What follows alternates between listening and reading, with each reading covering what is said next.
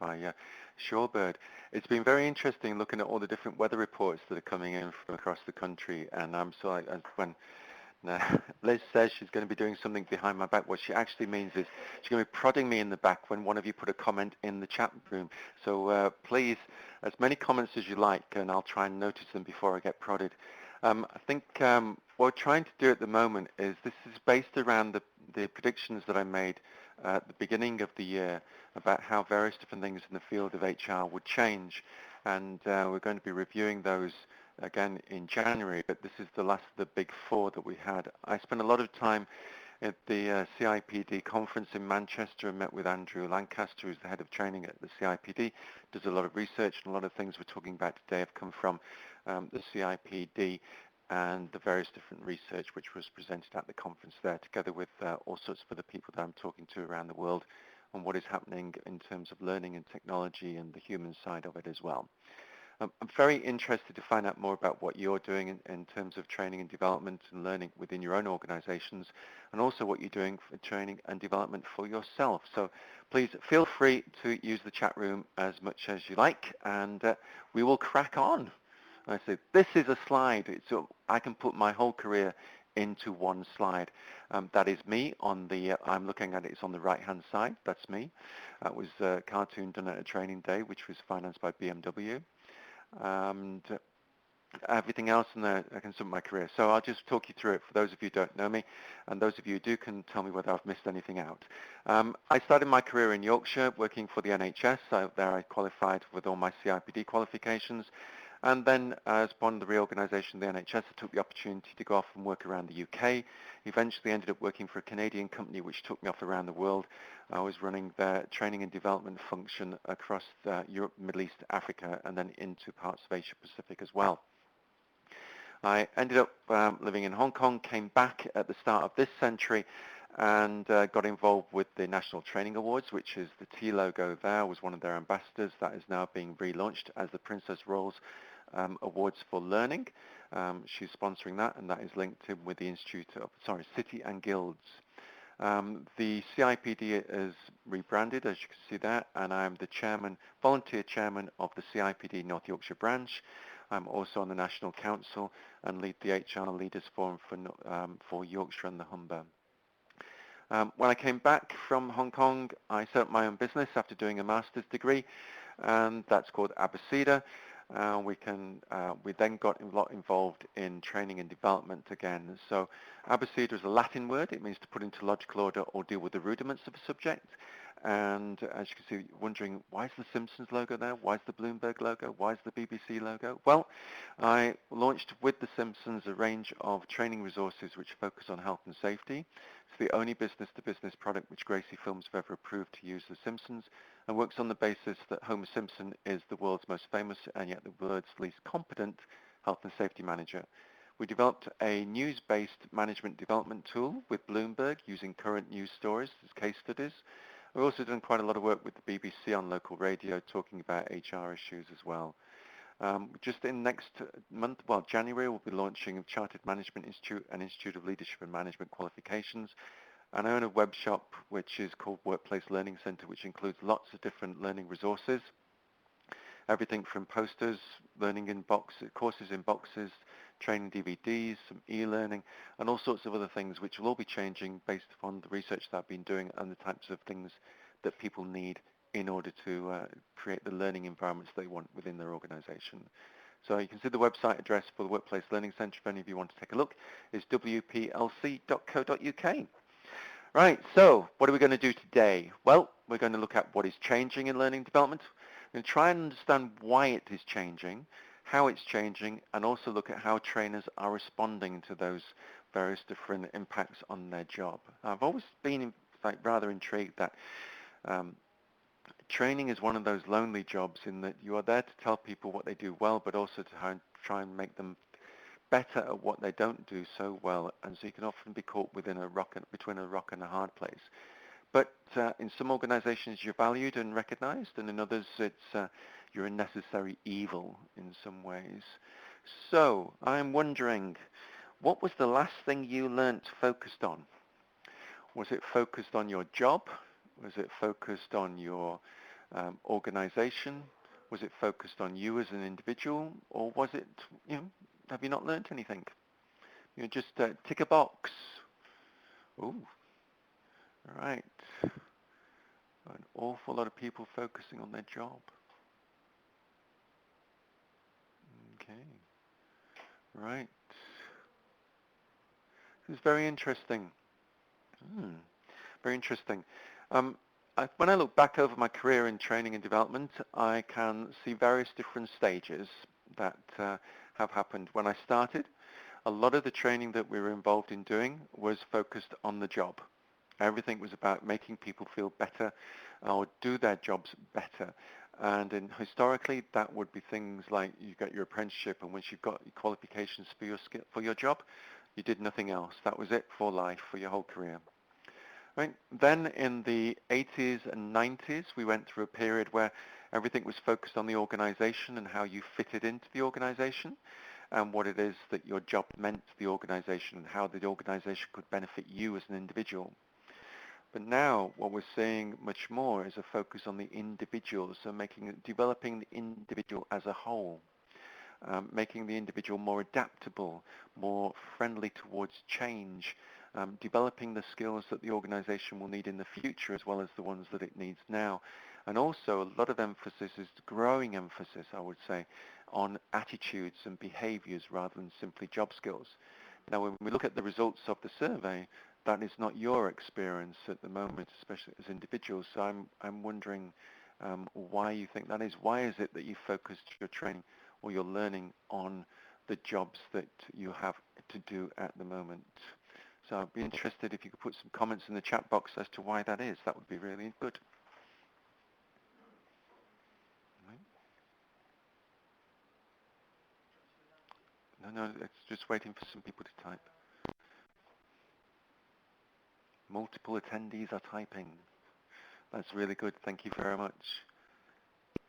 Delivering a webinar, you learn to be patient whilst people move across the keyboards. Right. Working with less to deliver more. Yep. Moved into a more specialized role. So you're changing jobs. That would fit in. Yeah. Very good. Right. New job. Yep. Induction process or orientation process. Right. A very good point there, Sosha. Is that Sosha? I've got easier to justify job training through rather than any other type of training. So, yep, it might be short-sighted, but if it's what the organization needs, that has to be taken into account. Right, you've taken your career to the next level, Elearning. Congratulations. I hope it's very successful. Right. Brilliant.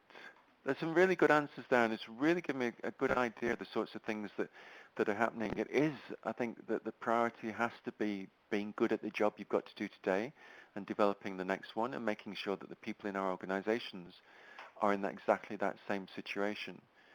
But more and more, we're seeing more people think about their future as individuals. So what is changing? Well, workers, we're seeing a different attitude towards work, a different attitude towards learning. And part of that is driven by a lack of security in jobs. We're now starting to see, as a result of the recession, fewer organizations prepared to carry people who are performing at less than 100%.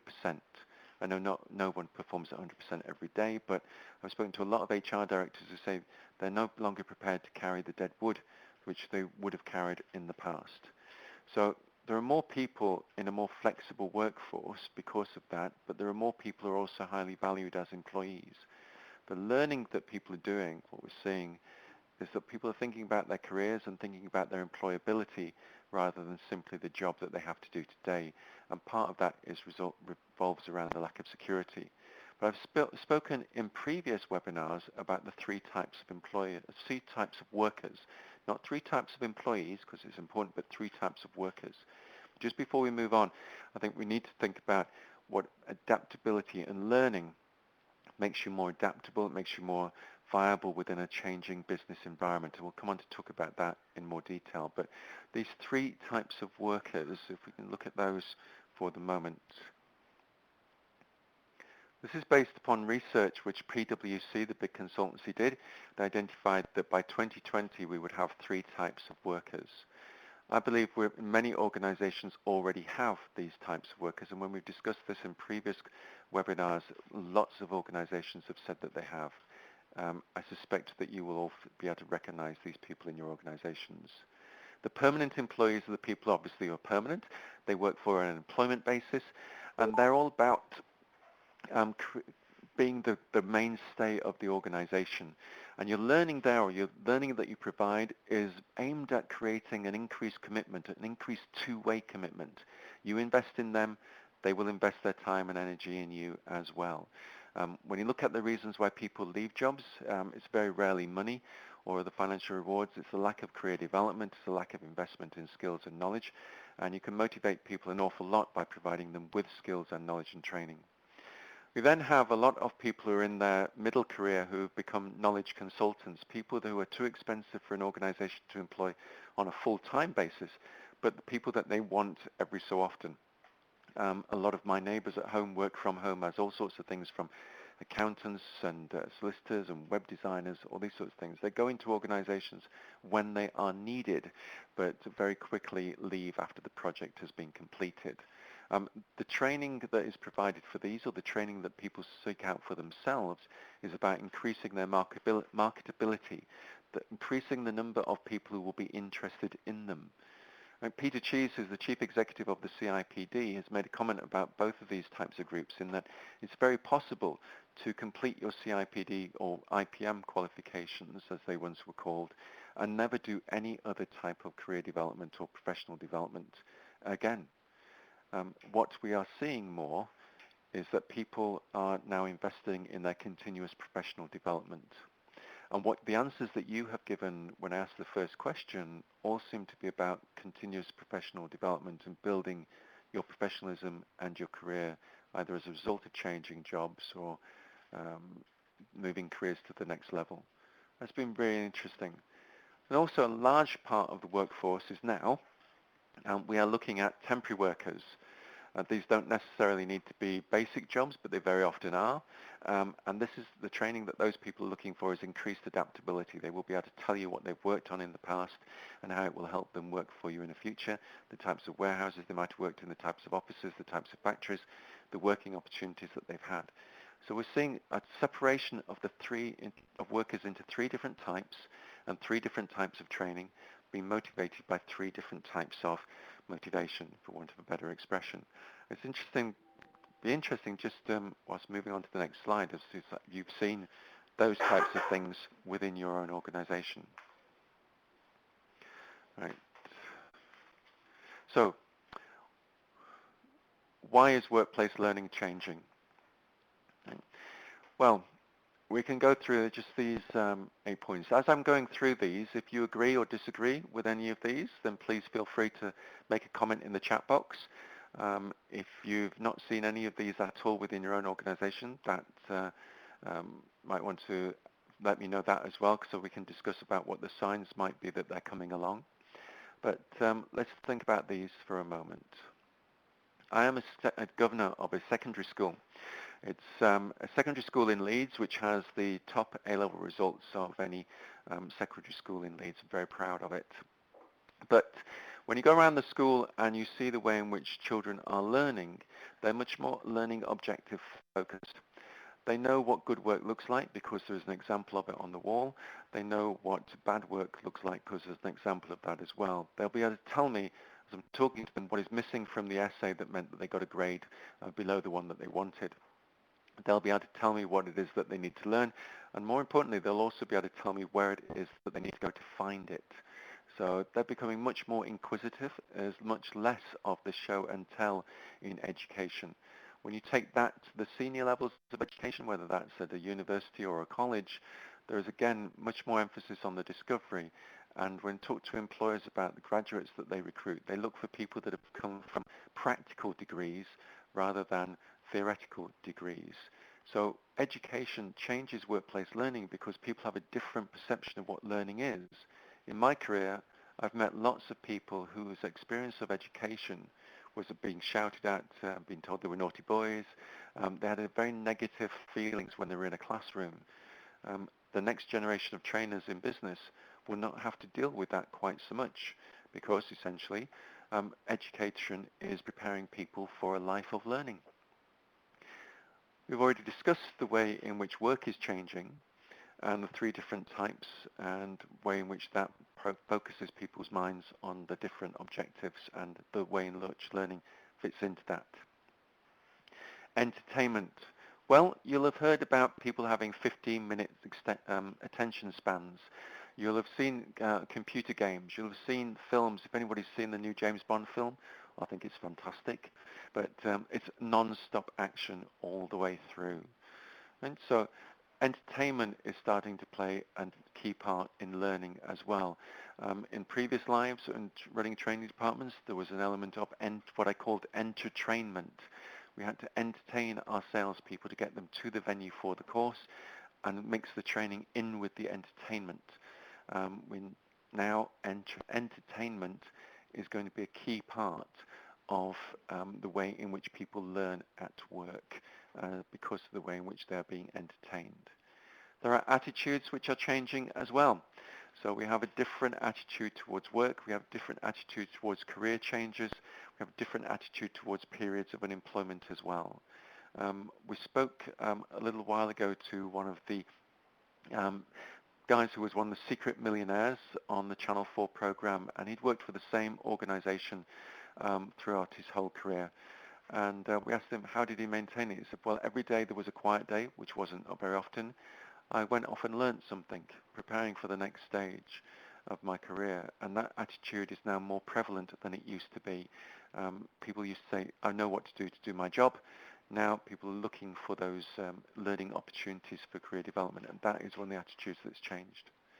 Because all of those are quite focused on the individual and what is changing in workplace learning. When we look at the businesses, right, we have to recognize that the speed of business is changing.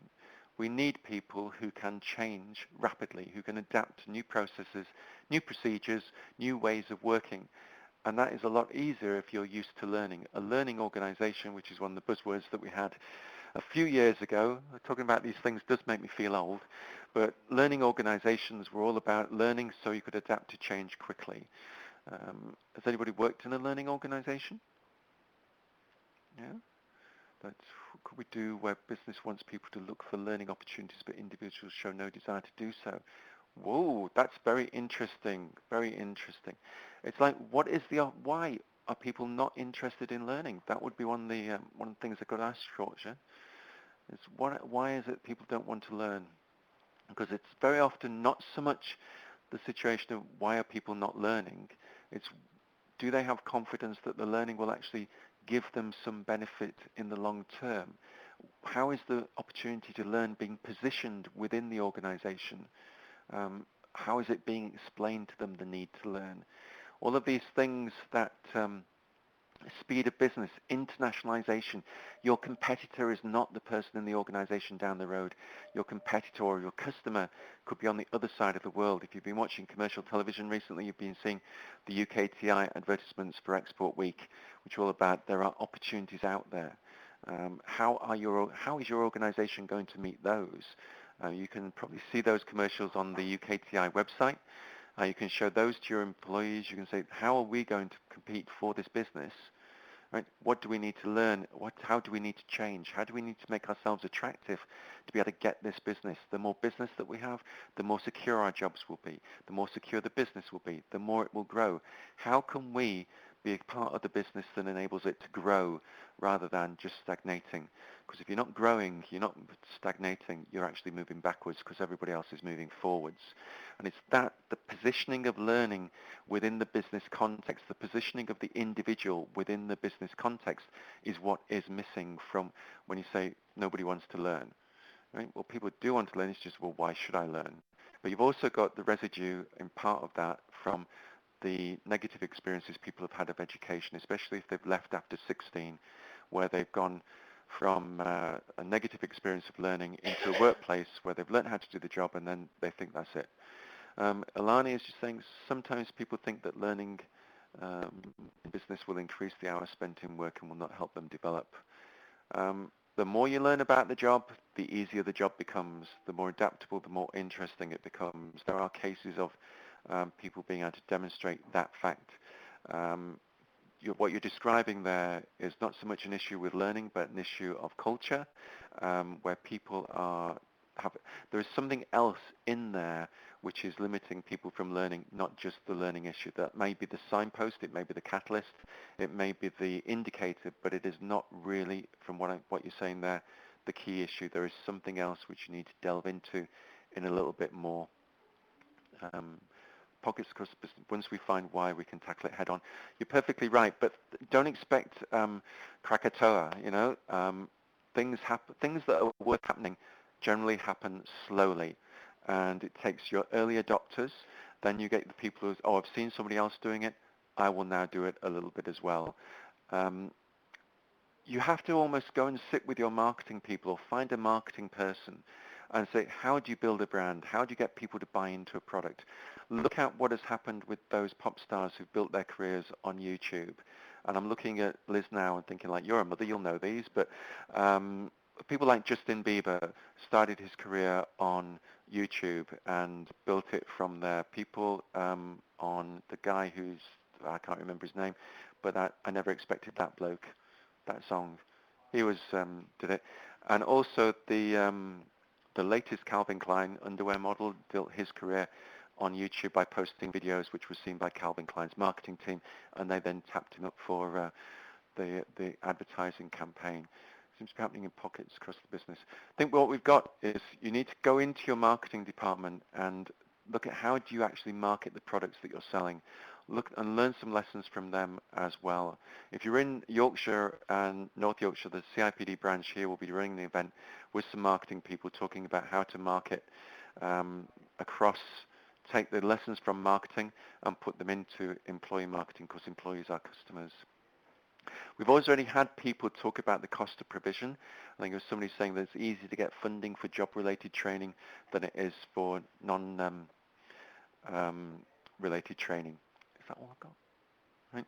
And then the millennials. You've heard all sorts of various different things about millennials. I won't go into it now because I'm sure you know more about it than me. But what we're moving is, if we move on, right?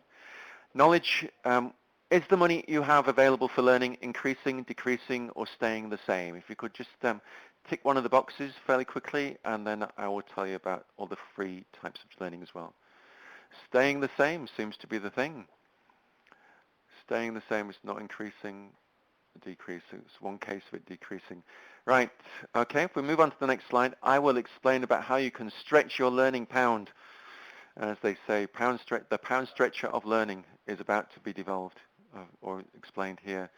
Here, on all of these things, you can find free learning. YouTube, we've explained, talking beforehand that YouTube, you can build a house on YouTube with all the instructions. And I explained to Liz, no, you can't, because you have to get qualified to do the electricity and the gas. But YouTube, you can find something on anything on YouTube. TED Talks, the number of times I have people telling me that you can do a TED Talk. MOOCs, I learned about these last week. I'm about to start doing some with Leeds University Business School, but that MOOC stands for Massive Online Open Course. They're extremely cost-effective to produce. They're free to see. You just open up. Webinars, this is a webinar. You're getting it for free, right? Reading. The newspapers, the magazines, the things that are on the internet. You can find an awful lot of articles on the Abbassida family of websites. Thousands of pages of how-to guides and all this sort of stuff. University lectures. Lots of universities and colleges are putting their lectures online. They do it as a tempter. They want you to see the course. They want you to solve the problem. They want you to be interested in doing the course, the full-time course, and paying for it. There are platforms on which you can share presentations. There are infographics. There are like one page of information which you can use within the training course. When I talk to the young people who work in Abbassida on Workplace Learning Centre, I say, well, how are we going to solve this? And they say, oh, we'll go on Twitter and ask a question. The social networks like LinkedIn, Twitter, Facebook, all sorts of various different places. You can find answers to questions.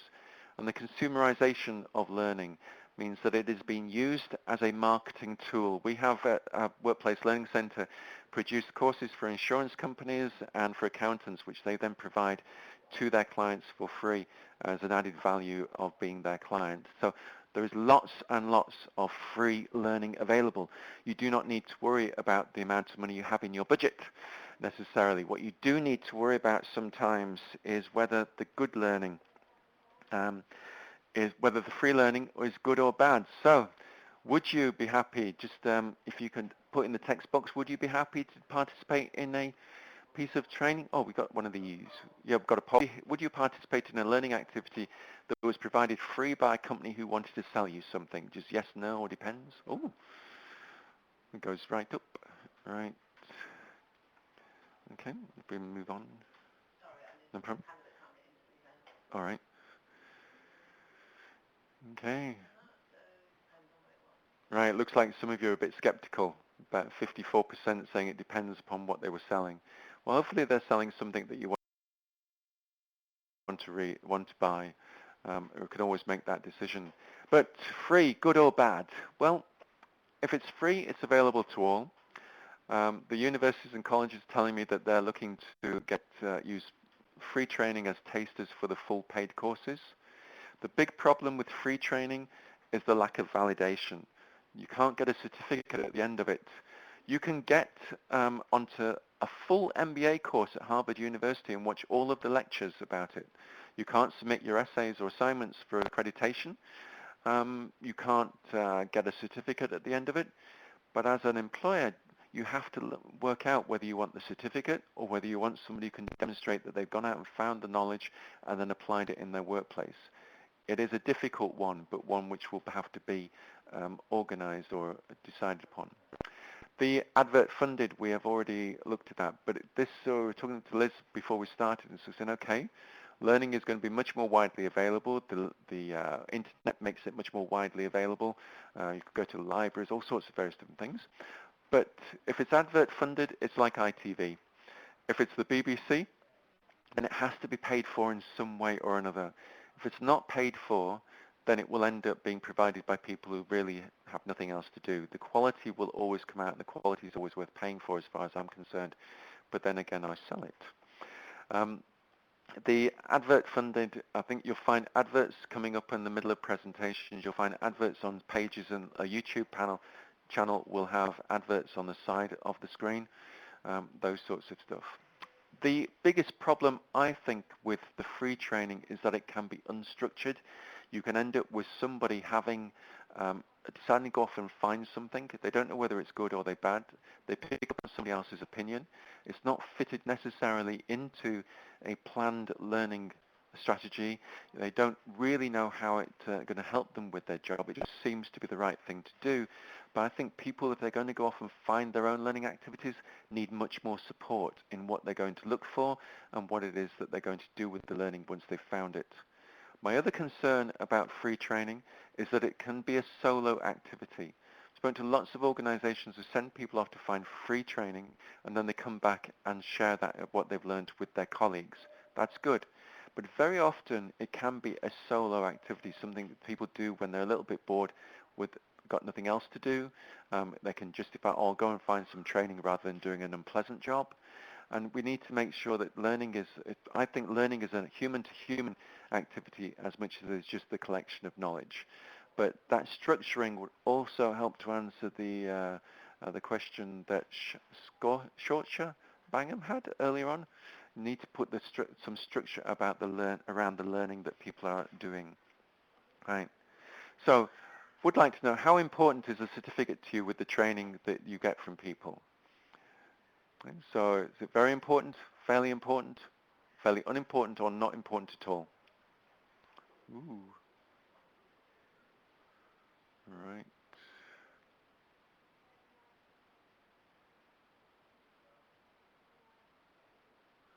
Right. So it looks like it's fairly important. Be interested if you could just put in the text box why you think it's important to have some sort of certification of the training that you're having your people doing. Hmm?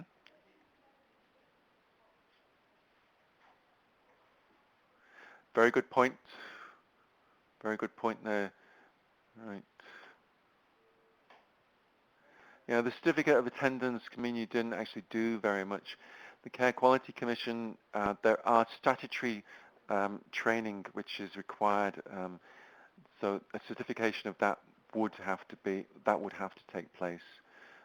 You can be qualified by experience. I think that's a really good point, and it's about the application of knowledge rather than anything else. I think there is a major point about the training itself and who's accredited the training. I remember an episode of the Dragon's Den where somebody said that they were some type of NPL trainer, and Duncan Ballantyne asked them, so who's accredited you? Oh, this chap. Well, who's accredited him? And it was like nobody had accredited. You can create your own accreditation. We need to have trainers accredited, or that point that Sherry makes about the qualified by experience is like it's the application of the knowledge from my perspective. But people who said it depends upon what you're learning. I think there are some things when we talk about gas boilers and electricity, you definitely want somebody to make sure that somebody's been through the proper course and been tested on it as well. It's also an interesting point when you talk about qualifications and accreditation, what that means for people coming out of education and the qualifications which they have. But that's much more of a recruitment question in many ways, which I'm sure that Liz will cover off another time. That's really good. So let's move on to, university for free. Just to say, I mentioned about the MBA lectures being available online for free, the knowledge and qualification, making sure that someone understands the reason for learning. And I agree with so many of you who are saying that it's the experience and the application of the knowledge which is important. But for some things, we do need some form of accreditation, especially when people have gone outside the organization for that learning. One of my big concerns is smaller organizations are buying training on the basis of who they like rather than on what is actually going to be changed within the organization. And very often you need a trainer who's going to tell you what is wrong, not just make you feel good by telling you everything is right all the time. But how are people responding to this? Right? So I've always said I think that there is an increased focus on, if we just move on to the next slide, there's an increased focus on the individual, although from what you're saying in your comments, there's still the focus on getting the job done and making sure you're better at the job and preparation for the next job. We could argue about the differences and the divides between those 2 points. I think that trainers are becoming much more involved in the planning of training with their employees, the people that they're working with. So it's much more about agreeing with somebody with the objectives, making sure that they're making their job easier by enhancing their skills and knowledge, rather than simply this is learning for learning's sake. Right? When we were in Manchester at the CIPD conference, there was a talk by the guy who led the England rugby union team through to the World Cup way back when. And he was saying that one of the things they needed to do, they wanted to use a piece of technology which would show the players how they had performed on the pitch and where they were in relation to the ball and the other players throughout the game.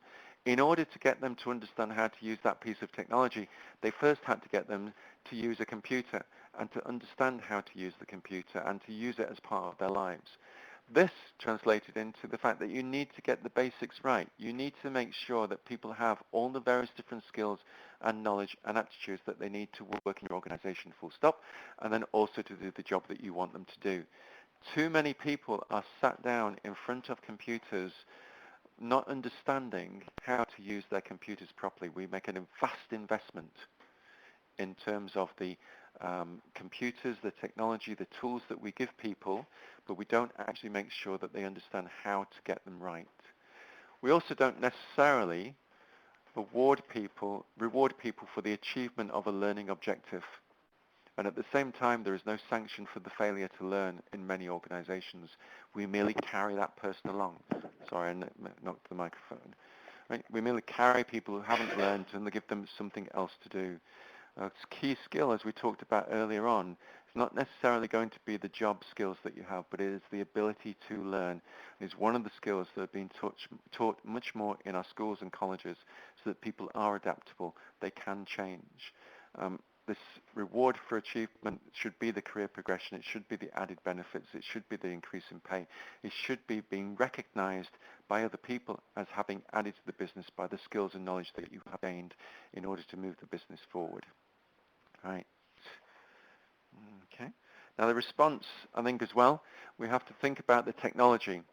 Right. So I wanted to ask you, what is special about the companies that we've listed there? Facebook, Uber, Alibaba, Airbnb. Does anybody know what is very special about those companies?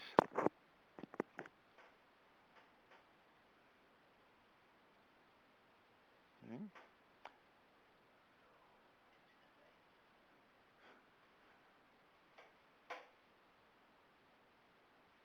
They're all social and online. You're very right there. They are all the biggest in their field. They make loads of money. Actually, Deborah, I'm not so sure about some of them making money. Some of these big internet names are trading on the money that people have invested in them. They're community driven. Yes, they are. Um, they are, and that is one of the key things about them, Louise. They are community driven. Facebook is the biggest publisher of information on the planet. They have more pages of information, articles, pictures, videos, comments, all sorts of things, and yet they own absolutely none of it. They own nothing. Uber, the taxi company, is the largest taxi company in the world. There is no one bigger. They don't own a single vehicle. Alibaba is one of the companies you may not have heard of. They're based in Asia. They are equivalent to, well, they are bigger than Amazon. They are the biggest marketplace on the internet. They sell more items than any other organization ever, and yet they don't have a warehouse. They don't have any stock. It's all other people putting their products into the Alibaba. An Airbnb, well, that's the biggest accommodation provider in the world, and yet they don't own a single hotel room. The key thing about this is the way it's going is that nobody owns anything anymore. If you're going to embrace the technology, you have to be looking for the things which are out there and create something which is a gateway into the learning which is available. Right? There are all sorts of different online learning facilities. Right? So on the next slide, we have got, there's the e-learning. I'm not so much of a big fan of e-learning. I think a lot of it has been very poorly written. It'd be interesting to know about your experiences with it. I think it is changing, and there are lots of people that have learned how to use it, how to write it, how to make it more interactive, how to make it more individual, so you don't have to go through 10 pages or more of things you already know to get to the answer that you really want. There's more use of video, and whereas in the past, video used to be sit down, watch it, and then try and learn something, the clips are shorter. They're more focused. They're about answering a specific question. You see this on YouTube. You see it on all sorts of other platforms as well. There's Vimeo, but YouTube is obviously the biggest one. YouTube, again, a big publisher of information, but it doesn't own any of it at all. The gamification. I'm wondering, have you heard the term? You're right, Deborah. E-learning has its place in blended learning. It's about whether it's going to doing it what it should be doing and how it's used. And I think there are people that have relied upon it, but you're quite right. If you rely upon it as your only source of learning, you might end up with a problem. But the blending it in with other forms of learning can mean that it's very useful. But very good. The gamification. Has anybody heard of that term in terms of learning? Gamification in the context of learning. Oh, yes. All right. Okay, Angela, what does it mean from your perspective? You know, people know. People, most of you haven't learned it, but Angela has. So just typing something in, and then we'll get there. Right. Okay. Only got 3 minutes left, but engaging people through games in learning. Yes, it is about using the techniques of games in order to get people into a learning environment. So that can be online, it can be offline. I've seen various different games work well offline situation, but also the gamification techniques, the moving from levels to the more levels, testing people as they go, going back over stages, all of the techniques which make a game so successful in the marketing area or in the entertainment side is also being transferred into the learning side. The open learning is, open learning technology makes, if you've got a presentation, it's worked, you can share it with other people. It's the whole sort of thing of whatever is out there, it worked for you, it may work for someone else. But be careful that you're not using something which is good for someone else but not good for you. I do think, however, that what we've got is that learning can involve technology, but we're still almost a little bit like the increase in sales in vinyl LPs as opposed to downloads and CDs. We're seeing an increase as well in the use of human interaction, right? The increase in the conversations, the coaching, the mentoring. I first launched first coaching program back in 1996. Everybody thought I was a bit mad, but now it's the thing to do. We're not seeing so much of the classroom, but it's not something that people are avoiding. But we are seeing much more human involvement, peer-to-peer learning, colleague-to-colleague learning. Peer-to-peer is learning with someone in a similar job to you in another organization. A colleague-to-colleague, you learn from somebody in the same organization, right? We're seeing social networking, but it's peer-to-peer. It's the communication with someone else and learning from them. That old sitting by Nelly type of approach is not disappeared. It is still being used. It is still increasing, and it is adding value into organizations. Right, so mentors, coaches, you'll see all of those, the classroom, supporting learning. So one of the things I've done in training departments that I've run is we've had people who are training managers who don't deliver many training courses, but they provide a lot of support for people in going off and finding learning and building things up. We've raced through that a little bit, and because we had so much interaction from you, such interesting comments. I am very pleased with the comments that you've been making and the participation in the polls and things. It's been very interesting for me to see those comments. But thank you very much for your time. I think Liz is going to look at me and sort of say, like, we've just got in on time. She's giggling at me. If you have any other comments, anything that you found that worked inside your organization that we can share across other organizations, be really pleased to hear from you, and to incorporate it into other things that we're doing here with these webinars and events. I am really very grateful for the contribution that you've made to the presentation, and I'm very grateful. Thank you very much. You've had my email contact details.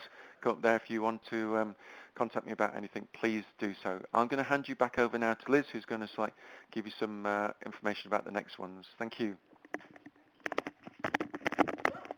Thank you, Michael. Absolutely brilliant. And thanks, everyone, for all their engagement there.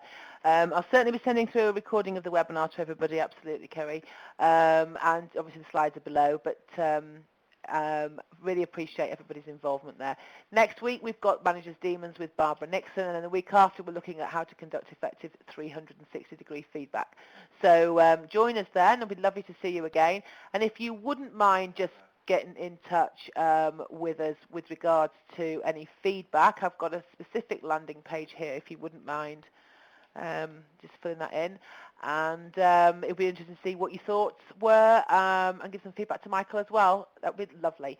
Thank you very much. And thank you for your comments there, sort of Deborah, as well. So I could keep talking, but we're hitting time now. I'm keen to make sure that we don't run over. I'm quite a stickler for time. Thank you very much. I'm glad you got back, Rachel. I'll send you the recording. Thank you, everybody. Have a good week.